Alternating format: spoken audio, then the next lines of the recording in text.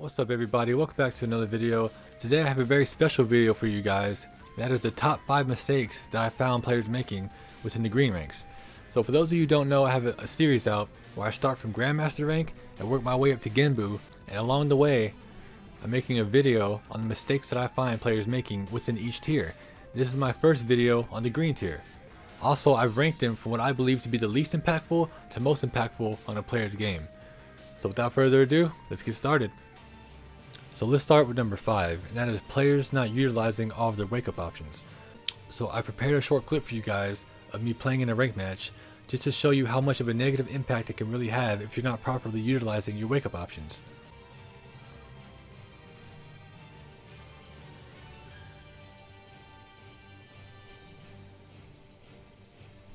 So as you can see here, she still has half of her health bar left.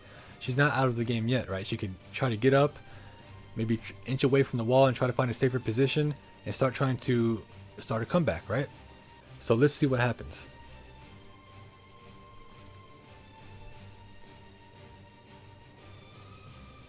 Alright, so instead of getting up, she decided to lay on the ground and take a bunch of free hits. When you're in a position like this, you have a bunch of options, whether you're here at the wall or out in the open. When you're on the ground and your opponent is pressuring you, there's a bunch of different ways you can wake up off the ground. So you have toe kicks, you have get up low kicks, get up mid kicks, you can side roll, you can stand up straight by pressing up, you can get up backwards by holding back. If you think a low is coming, you can even crouch and block low. Even a spring kick would work sometimes, right? So all of these options exist to help you get off the ground safely. And this is actually a pretty big problem that a lot of players have in the green ranks, and I think it's an easy fix. All you have to do is consistently mix up your options to keep your opponent guessing, and I guarantee you'll negate a bunch of free damage that you would otherwise take by laying there. Alright guys, let's jump into number 4, and that is players not using optimal combos. So as you can see here, I'm fighting the Steve player, and he actually does a really good job of hitting me with back 1, but he's not using the best combo, so it gives me a lot of opportunity to make a comeback.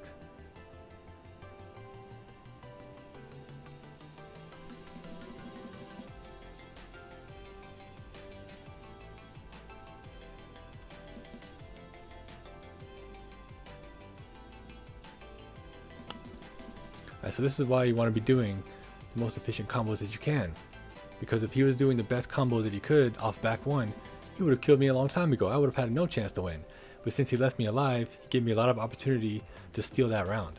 So let's take a look at his combo. It does 50 damage, right? I mean, it's better than nothing, but you don't want to stop at better than nothing. You want to be doing the best that you possibly can. So I'm going to show you 2 examples of an optimal Steve combo.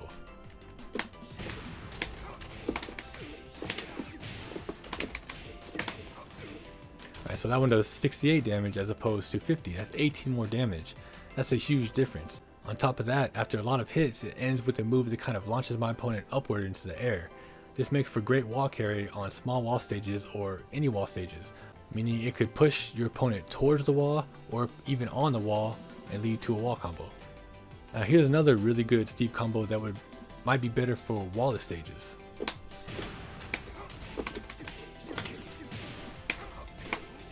Right here you can either mix up with the low like that or the mid option like this, and your opponent has to guess which one on wake up. The reason this is good for wall stages is because it can lead to more damage than the previous combo, and wall carry doesn't really matter. Either way, both of these combos are really good in any situation, and it comes down to personal preference. Just make sure you're doing the most efficient combos that you can to give your opponent the least amount of opportunity to make a comeback. So let's get into number 3, and that is players repeatedly using seeable strings. So right here, this is a string 1-2, low kick, mid kick. I wasn't ready for it that time, but I definitely recognize that he did it. So next time he does it, I low parry it, right? And I get a pretty decent combo. A little bit later on in the fight, he tries to do it again, and low parry again, right? There are many instances in the fight where he did this, but I just showed those few to kind of prove a point. Whenever you start a string, you don't necessarily have to finish it. So if you're playing Kazuya, you can press 1-2 and then block or sidestep or backdash and watch how your opponent reacts. If they duck and try to block, then that means that they're ready for it. You probably shouldn't use it often, if at all. If they don't duck, then that means maybe they're not ready for it, and you can try it next time to see if it works. But starting a string and stopping before the low or the high part comes out it's oftentimes a good idea to gauge your opponent's reaction and then adjust accordingly.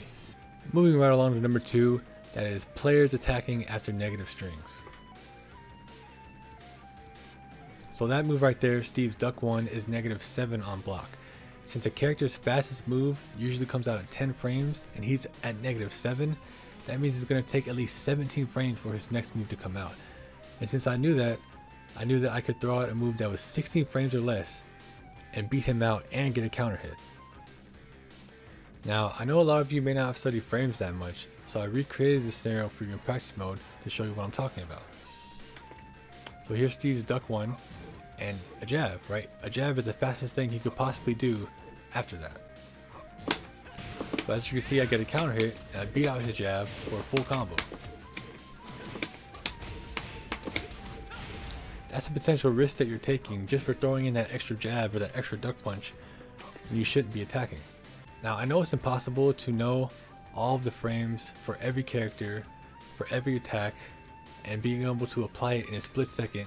It's just not going to happen, right? So one way you can recognize these bad habits in your own gameplay without studying frames is recognize when you get counter hit and then look at the move that you used before that. So for example, in this case, the Steve player here should be looking at his Duck 1. If he gets counter hit after his Duck 1, then he should be thinking to himself, maybe I shouldn't attack after Duck 1 anymore. Being able to replace your bad habits of attacking when you shouldn't be with defensive options like blocking, sidestepping, or backdashing is a good way to stay safe and prevent your opponent from a lot of counter hit damage that they would otherwise get. And finally, the most impactful mistake that players make in the green ranks is too much whiffing. Now I understand why you guys do this, because in the green ranks you're used to people just being really offensive. There's not much defense going on. So a lot of times your opponents will just kind of run into your moves for you and kill themselves. But when you're playing against an opponent who actually knows how to play defense, who blocks, backdashes, and sidesteps, you have to be a little more careful with how you place your attacks. Now, I can't show you how to stop whiffing because it's something that you gain a better understanding of the more you play and the better players you play against. But remember, your opponents are likely making these same mistakes. So what I can do is, in a very simplified way, I can try to show you how you can cause your opponents to make this mistake and then how you can punish them for it. So let's say you're the Jack player and you do down back 1 into down back 1 and you're doing it repeatedly. So likely I'm going to try to low parry it at some point. Then maybe next time you'll do the mid option and it'll hit me. Now if I'm a person that's fighting against this, I might start to become a little impatient and just try to interrupt you instead with maybe a duck punch or something, right? So if you're Jack and you're fighting me and I'm interrupting you like this every time you try for this pressure, here's what you can do. You can do the down back 1 and then backdash, which causes me to whiff, and then launch punish me. And honestly, a lot of times it really is that simple. Notice there was no Korean backdashing or anything fancy going on. With just a simple backdash, I caused my opponent to whiff and then I launch punished him. And this is why I keep talking about solid defense, why I keep talking about backdashing and movement in general, because a lot of times it is your solid defense that will create these big opportunities for you. So that'll about wrap it up. If you're new to the channel and you like this video, hit that subscribe button below to let me know that you want to see more content like this. I want everyone to feel free to drop a comment below to let me know what you liked and what you didn't like, so I can try to improve for next time. But that's about it, so hopefully I will see you guys in my next video.